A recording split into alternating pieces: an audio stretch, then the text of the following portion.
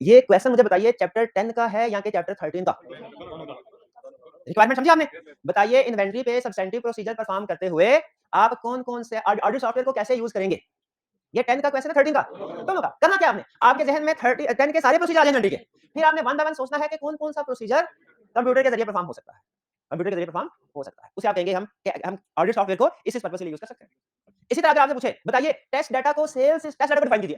तो हम कहेंगे डमी ट्रांजैक्शन रिकॉर्ड करना और फिर देखना कि उसका जो आउटकम है वो हमारी एक्सपेक्टेड वैल्यू से मैच करता है कि नहीं। फिर वो क्या पूछेगा? पूछेगा बताओ कि सेल्स सिस्टम में आप टेस्ट डाटा कैसे यूज़ कर सकते हैं? अब बताइए अच्छा सेल्स सिस्टम से मुराद याद रखें, सिस्टम का मतलब होता है ग्रुप ऑफ अकाउंट। उसमें सेल्स भी शामिल हो जाता है, डेटा भी शामिल हो जाता है। और बाज़ औक़ात हम अगर नंबर ज़्यादा हो इन्वेंटरी को भी शामिल कर देते हैं। क्योंकि सेल्स सिस्टम से मुराद पूरा उसमें डेटा भी है, इन्वेंटरी भी निकली होती है, डेटा सारे होते हैं। सेल्स की एंट्री, सेल्स के ट्रांजैक्शन डेटा को भी तो फैक्ट करनी होती है। तो सेल्स में सेल्स के प्रोसीजर तो लिख ही देंगे। मज़ीद प्रोसीजर लिखने होंगे ना अगर सेल्स सिस्टम जब वर्ड यूज़ करें सेल्स सिस्टम। अच्छा आप मुझे ये बताइए, क्या आपको पता चल गया कि कहानी शुरू कहाँ से हुई थी? कैट्स हमने इस्तेमाल क्यों स्टार्ट करना शुरू किए थे? कंप्यूटर के आने के बाद। अब की दुनिया में मुझे बताइए ऑडिटिंग अराउंड कंप्यूटर के ज़रिए काम होता है कि auditing through computer? Auditing through computer. Auditing through computer में क्या करते हैं हम? Computer assisted audit techniques apply करते हैं। कंप्यूटर असिस्टेड ऑडिट टेक्निक्स क्या है? कि हम अपने ऑडिट प्रोसीजर परफॉर्म करने में कंप्यूटर का इस्तेमाल करें। हम कौन-कौन सी ऑडिट प्रोसीजर में कंप्यूटर का इस्तेमाल कर सकते हैं? भई रिस्क असेसमेंट में भी कर सकते हैं, टेस्ट ऑफ कंट्रोल में भी, सब्स्टेंटिव प्रोसीजर में भी। रिस्क असेसमेंट निकल गया सिलेबस से। कैट्स की 2 एग्जांपल कौन-कौन सी? Test data, audit software. अगर हम कंप्यूटर को इस्तेमाल करें कंट्रोल्स को टेस्ट करने के लिए, इसे कहेंगे टेस्ट डाटा। अगर कंप्यूटर को इस्तेमाल करें हम सब्स्टेंटिव प्रोसीजर परफॉर्म करने के लिए, ऑडिट सॉफ्टवेयर। अब हमने टेस्ट डाटा की डेफिनेशन जो उसने ऑफिशियली दी है वो और उसकी एग्जांपल समझनी है। और फिर ऑडिट सॉफ्टवेयर की डेफिनेशन और उसकी एग्जांपल समझनी है और लेक्चर खत्म। लेक्चर खत्म।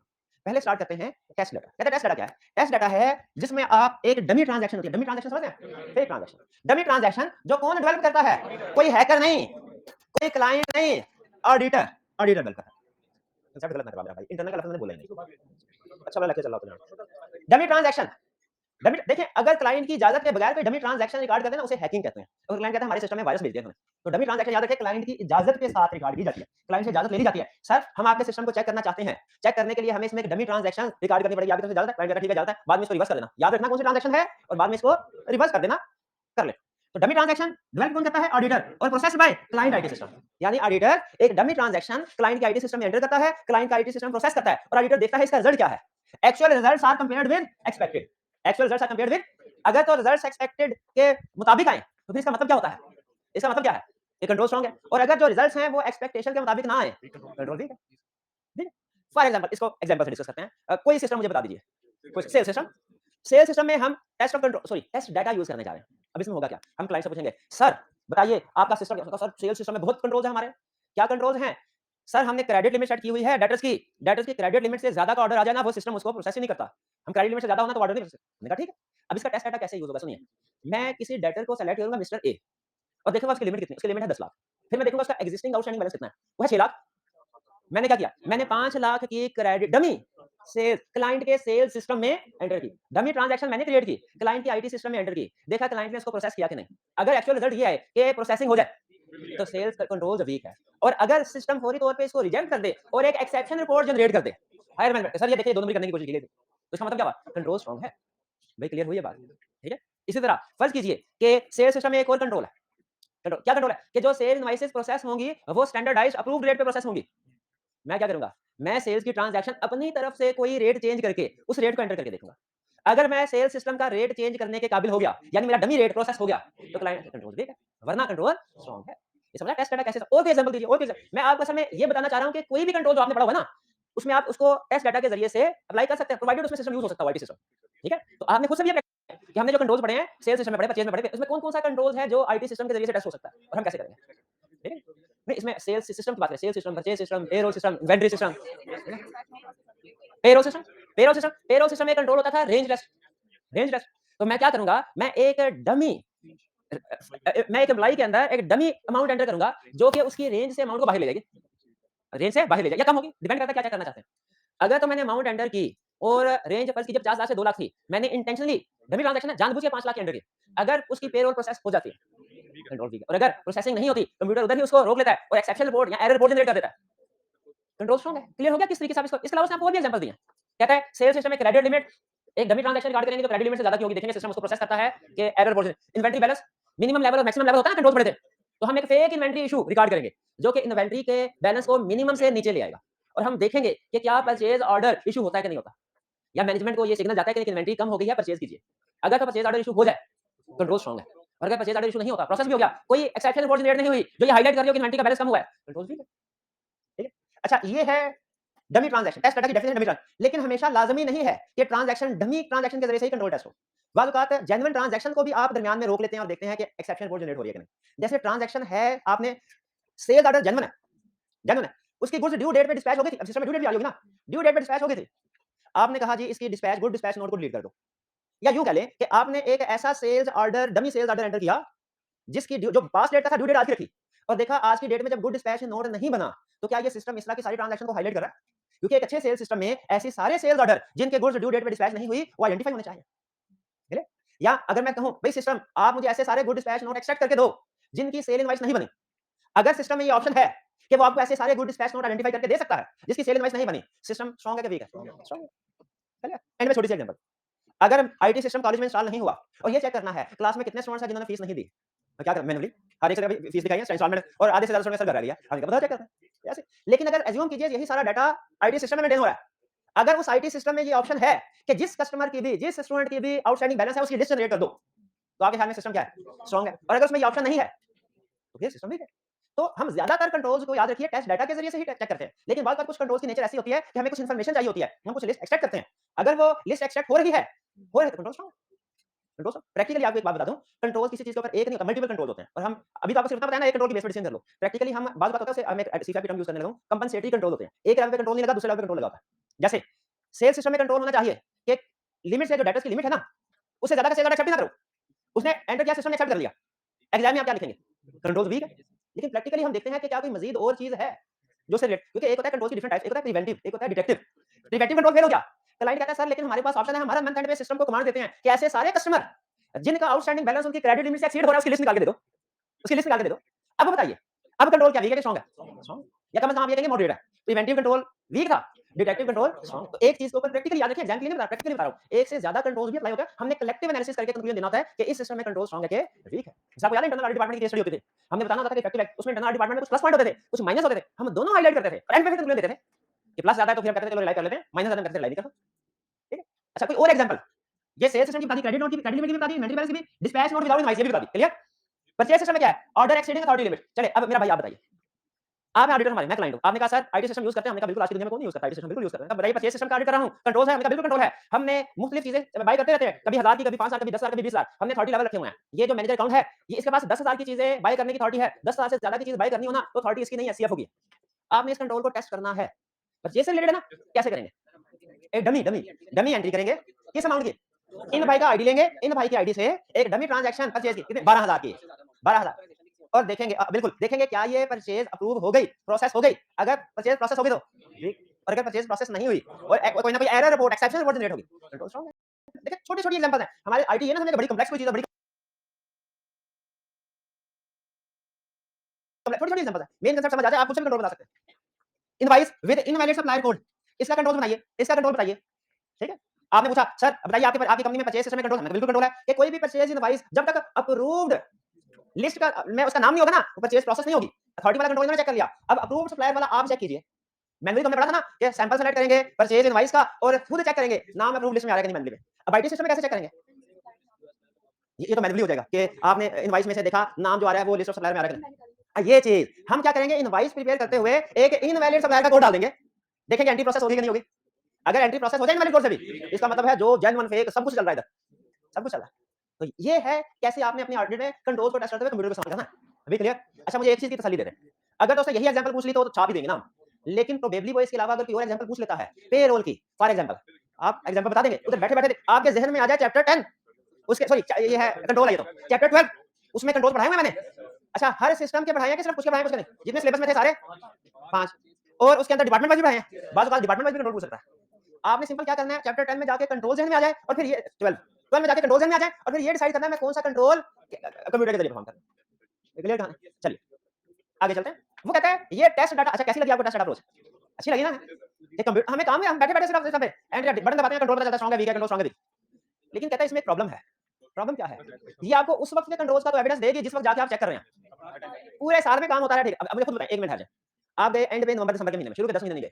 नवंबर दिसंबर के महीने में आपने देखा क्रेडिट लिमिट का कंट्रोल सही काम कर रहा था। क्या ये इस बात का सबूत है कि पिछले 10 महीनों में भी काम ठीक चल रहा था? पिछले 10 दिन हुआ तबाही फिरी हो, जैसे ही उनको पता चला ऑडिटर आने वाले, मैंने सारे बटन ऑफ कर दिए, तबाही वाले, और अच्छे वाले बटन सारे ऑन कर दिए। अच्छा, वैसे हो तो इसमें सबसे बड़ी प्रॉब्लम ये है टेस्ट डाटा में, ये जिस वक़्त यूज़ हो रहा होता है, उस वक़्त का एविडेंस आपको दे देता है। लेकिन पिछले पूरा साल क्या होता है, इसका कोई एविडेंस नहीं है। तो हमें क्या, मुझे बताइए, हमने टेस्ट ऑफ कंट्रोल का एविडेंस, ऑपरेटिंग इफेक्टिवनेस कंट्रोल का एविडेंस सिर्फ 1-2 महीनों के लिए चाहिए होता है कि पूरे साल के लिए? इसीलिए हम वही काम करते हैं जो ट्रैफिक पुलिस वाले माल रोड पे करते हैं। अब तो सुनना बंद हो गया। ट्रैफिक पर क्या करते हैं? अब देखिए, पुलिस वाला घर बैठा सोया है, कोई भी नहीं है उधर, माल रोड के ऊपर कोई पुलिस वाला नहीं है, कैमरे लगे हुए हैं। जो भी गाड़ी व्हीकल कंट्रोल्स को बाईपास करती है, उसकी तस्वीर, चालान नहीं होता, तस्वीर आ जाता, तस्वीर में वो भी आ जाता है और साथ कोई और बैठा वो भी आ जाता है। मेरा ना इसलिए मैंने बंद कर दिया। हाँ, पता नहीं किसी कोई जज भी आ गया। तो पिछले दिवस में सुना था कि शायद वो ना ये खत्म कर दिया, ई-चालान सिस्टम खत्म कर दिया उन्होंने। बहरहाल, तो ये आइडिया ऑडिटर्स को इतना अच्छा लगा, उन्होंने कहा हम भी ऐसा ही करेंगे। क्या? हम अपना सॉफ्टवेयर बनाएँगे जैसे ट्रैफिक पुलिस वालों ने बनाया। उसको क्लाइंट के आईटी सिस्टम के साथ एम्बेड कर देंगे। एम्बेड एक आईटी की टर्म है, आईटी के लोगों के साथ मिलेंगे ना, वो बार-बार ये टर्म यूज़ करेंगे। एम्बेड एम्बेड का मतलब होता है इंटीग्रेट कर देना, जोड़ देना। जोड़ देना। तो एम्बेडेड तो क्या करना, हल, अच्छा हल क्या है, किस चीज़ का हल? प्रॉब्लम क्या थी? प्रॉब्लम रखेंगे फिर हल समझ आएगा। प्रॉब्लम ये थी कि हम टेस्ट डाटा जिस दिन जाके इस्तेमाल करते थे ना, उस दिन का एविडेंस मिलता था। जैसे ट्रैफिक पुलिस वाला सिग्नल पे जिस वक्त खड़ा होगा ना, उसे उस वक्त का एविडेंस मिलेगा कि गाड़ियां कंप्लाई कर रही हैं कि नहीं रूल्स को। लेकिन जब वो घर चला गया, उसका एविडेंस नहीं मिलेगा। लेकिन उन्होंने क्या किया, एम्बेड कर दिया अपने ट्रैफिक सिस्टम में कैमरा। हम भी क्या करते हैं, एम्बेड कर देते हैं क्लाइंट के आईटी सिस्टम में अपना एक कैमरा। है ना? उस कैमरा का नाम है एम्बेडेड ऑडिट फैसिलिटीज। एक दो और नाम दिया, वो बुक में लिखे होंगे, वो देख लीजिएगा। Embedded audit facilities. Embedded audit audit facility का मतलब ऑडिटर ने अपनी फैसिलिटेशन के लिए कोई चीज एम्बेड कर दी है। एम्बेड का मतलब किसके साथ जोड़ी है? क्लाइंट के आईटी सिस्टम के साथ। अब क्या होगा, जैसे ही क्लाइंट अपना आईटी सिस्टम का बटन ऑन दबाएगा, हमारी एम्बेडेड ऑडिट फैसिलिटीज भी ऑन और क्लाइंट के सिस्टम को मॉनिटर करना शुरू कर देंगे। जो ट्रांस है, जैसे सेल्स सिस्टम में अगर एम्बेडेड ऑडिट फैसिलिटी डाली है, तो एम्बेडेड ऑडिट फैसिलिटी में जो हमारा कैमरा होगा ना, एम्बेडेड फैसिलिटी, वो रियल टाइम में on the spot closing balance को और सेल्स ऑर्डर को कंपेयर कर रहा होगा साथ-साथ। जहां-जहां पे ट्रांजैक्शंस आउटस्टैंडिंग बैलेंस से कम जा रही हैं, वो क्रेडिट लिमिट से कम जा रही हैं, उनको जाने देगा। और जहां पे कोई क्रेडिट लिमिट से ज्यादा क्या अमाउंट की गई, वो इन्फॉर्म नहीं करेगा, वो फौरन उसका लॉग मेंटेन कर लेता है, पिक्चर खींच लेता है और अपने पास डाटा में रख लेता है। इसी तरह अब देखिए, हम अपने ऑफिस में बैठे हैं, हमें नहीं पता था क्लाइंट, लेकिन क्लाइंट की जो ट्रांजैक्शन कंट्रोल्स को बाईपास कर रही है, उसका रिकॉर्ड मेंटेन हो रहा है। एंड में जाके हमने सिर्फ एक काम करना होता है, जाते हैं समझ लीजिए ये यूएसबी है जो हमने क्लाइंट के आईटी सिस्टम के साथ लगाई है, एम्बेड किया। हम इस यूएसबी को निकालते हैं, अपने कंप्यूटर में लगाते हैं और जो भी फाइल्स होती हैं कॉपी पेस्ट कर लेते हैं। ये क्लाइंट की पूरे साल की कंट्रोल वीकनेसेस है। अब देखिए, अब आपको मसला हल हो गया कि पहले सिर्फ ऑन ऑब्जर्वेशन पूरे साल का एविडेंस है। इसमें प्रैक्टिकली दो तीन चीजों का ध्यान रखना होता है। एक तो ये क्लाइंट की परमिशन की जरूरत है, क्योंकि बात क्लाइंट जो है ना, वो कहता है भाईजान आप अपना सॉफ्टवेयर एम्बेड करेंगे ना, आपने अपना सॉफ्टवेयर एम्बेड किया, उसके बाद धमाका हुआ, फिर ना आपका सिस्टम चला ना ही हमारा सिस्टम चला। बात सॉफ्टवेयर कंपैटिबल नहीं होते ना, तो क्लाइंट से परमिशन ले लेनी चाहिए। क्लाइंट परमिशन दे देगा और फिर उसके बाद इसको पासवर्ड प्रोटेक्ट करना है, वरना क्लाइंट ओपन करके सारा कुछ डिलीट कर देगा, कहेगा देखा सर हमारा सिस्टम कितना साफ सुथरा, इतना साफ, वो सिस्टम ही नहीं है, वो सारा डिलीट कर दिया उसने। तो ये दो तीन चीजों का ध्यान रखना है। तो अच्छा, आगे चलते हैं। सॉल्यूशन ये बता दिया ना आपको, प्रॉब्लम क्या है, सॉल्यूशन क्या है। ये खास तौर पे एम्बेडेड ऑडिट फैसिलिटीज ना, खास अब आप में से कोई स्टूडेंट कह सकते हैं सर मेरे पास इससे भी एक आसान हल है, एम्बेडेड ऑडिट फैसिलिटी की जरूरत क्यों पैसे खर्च कर रहे हैं। अगर वो क्या सर, ऐसा करते हैं कि ये एंड में जाएंगे, क्लाइंट के पूरे 10 महीनों की जो डॉक्यूमेंटेशन है, पेपर बेस्ड वर्क, उससे कंट्रोल टेस्ट कर लेंगे। पेपर की बेस पे भी तो कंट्रोल टेस्ट हो सकता है, उस बेस पे भी हो सकता है, लेकिन सम टाइम क्लाइंट देखिए जैसे जैसे आईटी एडवांस हो रही है ना, पेपरलेस एनवायरनमेंट आ रहा है। अब तो आईटी अपने एग्जाम भी पेपरलेस लेना शुरू कर रहे हैं, तो क्लाइंट का भी सिस्टम जो है वो सम टाइम ऐसा होता है पेपरलेस होता है, पेपरलेस होता है। ठीक है, बैलेंस जो है, अब बैलेंस ट्रांजैक्शन क्विकली चेंज हो रहे होते हैं। जैसे कि आप देखें ना, आपका जो टेलीकॉम ऑपरेटर है, उसका जो भी सेल्स सिस्टम है, जिसमें सारे कस्टमर उनका बैलेंस डाटा कॉल रिकॉर्ड है, वो सारे का सारा पेपरलेस एनवायरनमेंट में है। आप अपने डाटा क्विकली चेंज हो रहा होता है, आपके पास प्रीवियस रिकॉर्ड नहीं है। आप इस वक्त अपने पिछले महीने का, 10 दिन पहले का, 20 दिन पहले का बैलेंस चेक नहीं कर सकते। बैंकिंग सिस्टम ऐसा नहीं है। बैंकिंग सिस्टम में आप आज के दिन का भी अपना बैलेंस चेक कर सकते हैं, महीना पहले का भी चेक कर सकते हैं। लेकिन टेलीकॉम सेक्टर में आप अपने सिम का बैलेंस आज का चेक कर सकते हैं, बैलेंस क्विकली चेंज होता है। तो जब हमारा क्लाइंट ऐसा ना, जिसका बैलेंस क्विकली चेंज हो रहा हो, कोई पेपर बेस्ड रिकॉर्ड भी ना रख रहा हो, तो उस वक्त हमारे पास कंट्रोल्स को टेस्ट करने की एक ही ऑप्शन रह गया, क्या? Embedded audit facilities. क्लियर हो गया? अच्छी चीज थी, पसंद आई, याद रखिएगा इसको। अब सॉफ्टवेयर भी एक्जेक्टली ऐसा ही है। ऑडिट सॉफ्टवेयर क्या है? सॉफ्टवेयर है program used by auditor. Audit software भी ऑडिटर का प्रोग्राम है, टेस्ट डाटा भी ऑडिटर का था, तो ये भी ऑडिटर का ही होगा प्रोग्राम, यानी ऑडिट प्रोफेशन में यूज होते हैं। To extract and interrogate financial information from client, जिसका मकसद है क्लाइंट के आईटी सिस्टम से इंफॉर्मेशन एक्सट्रैक्ट करना और उसे इंटरोगेट करना। इंटरोगेट करने का मतलब है वेरीफाई करना। चलिए, अब उसने जो लिखा हुआ उसको गोली मारे। आपको प्रैक्टिकली कुछ बताता हूँ। ऑडिट रिपोर्ट याद की है? आज तक आपको ऑडिट रिपोर्ट याद नहीं होगी, अभी करनी है आपने, करनी है। अच्छा, आपको हमने रिस्क असेसमेंट थ्रू फिगर भी सीखा था कि आपको सारी रेशियोज और उनके फार्मूलाज याद हैं? नहीं, ये वो भी याद करने हैं। अच्छा, आगे चलते हैं। आपको कंफर्मेशन की 2 टाइप्स, पॉजिटिव और नेगेटिव याद है? उनकी ड्राफ्टिंग आती है? ड्राफ्टिंग आती है? आप लिख सकते हैं उसका पैराग्राफ, पॉजिटिव कंफर्मेशन मैंने कहा, बताया था आपने, ये 2-3 लाइन याद करनी है, नहीं की? चलिए इससे आगे और चलते हैं। आपके सामने बहुत सी पार्टीज हों, डिफरेंट कैटेगरी, उसमें से सैंपल सेलेक्ट करना हो, रूल्स याद है कैसे सेलेक्ट करते हैं? अनयूजुअल स्ट्रैटिफाई करते हैं। अच्छा, स्ट्रैटिफाई किसने करना है? आपने। उसमें से लार्ज वॉल्यूम को देख के कौन सी बड़ी ये लार्ज वॉल्यूम या अनयूजुअल आइटम्स तलाश करना इतना आसान नहीं है। प्रैक्टिकली आपको अगर सिर्फ ज्यादा नहीं, 100 सफ़ों का जनरल लेजर मिल जाए ना, ज्यादा नहीं, 100 सफ़ों का, पूरे साल का है। हाँ जी, 100 सफ़ों का सिर्फ छोटा सा लेजर, और आपसे कहा जाए इसमें से लार्ज वॉल्यूम ट्रांजैक्शन देखो कौन सी है, सफ़ा पलटते-पलटते ही आपके 2 घंटे निकल जाएंगे। उसको फिर स्कैन करना तो और बात है ना? ये सारे काम विद इन सेकंड्स भी हो सकते हैं। अगर आप ऑडिट सॉफ्टवेयर है क्या? सिंपली देखिए जो किताब में लिखा है तकरीबन वही बातें, लेकिन मैं थोड़ा प्रैक्टिकली बता रहा हूँ ताकि आपको समझ आ जाए, फिर जो किताब में लिखा है पढ़ लीजिएगा वो भी वही है। कौन सा ऐसा सेक्टर है, प्रोफेशन है जिसका सॉफ्टवेयर याद नहीं हुआ? इवन मेडिकल प्रोफेशन जो है ना, उसमें सॉफ्टवेयर का बोर्ड भी याद हो चुका है, जो ऑपरेशन कर देते हैं। इंजीनियरिंग के लिए सॉफ्टवेयर है, डिजाइनिंग के लिए सॉफ्टवेयर, हर काम के लिए। हमारे ऑडिट प्रोफेशन के सॉफ्टवेयर याद नहीं होंगे? उन्हें कहते हैं ऑडिट सॉफ्टवेयर। उनमें से हमने कुछ तो कुछ हमारे ऑडिटर ने कंट्रीब्यूट किया, कुछ आईटी के एक्सपर्ट लोगों ने, तो उन्हें मिल मिला के सॉफ्टवेयर। सुनिए, बहुत से हर काम के लिए एक सॉफ्टवेयर ऐसा है जिसमें आप सिर्फ क्लाइंट का पिछले 3-4 सालों का प्रॉफिट, उसके टोटल एसेट्स की फिगर लिख दें, वो ऑटोमेटिकली मटेरियलिटी लेवल कैलकुलेट कर देता है। मटेरियलिटी लेवल सारे से जान छूट गई।